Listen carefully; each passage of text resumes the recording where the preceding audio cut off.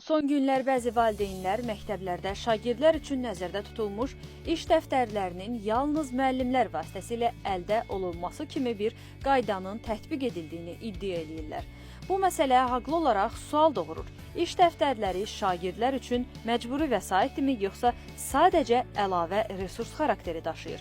Mövzu ilə bağlı Məktəbəqədər və Ümtəhsil üzrə Dövlət Agentliyindən bildirilib ki, Dövlət Ümtəhsil pilləsi üçün dərsliklər və dərsliklərə komplekt təşkil edən müəllim üçün metodik vəsaitlərin hazırlanması Elm və Təhsil Nazirliyi tərəfindən müvafiq nəşriyyatlara sifariş edilir.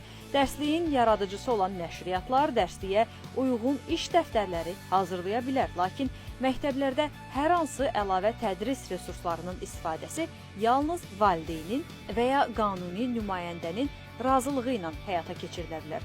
Agentlikdən verilən açıqlamada o da qeyd edilib ki, ümumi-təhsil fənləri üzrə təhsil proqramlarında qoyulan tələblərin və məzmun standartlarının ödənilməsi üçün hazırda dövlət məktəblərində istifadə olunan dərsliklər kifayət eləyir.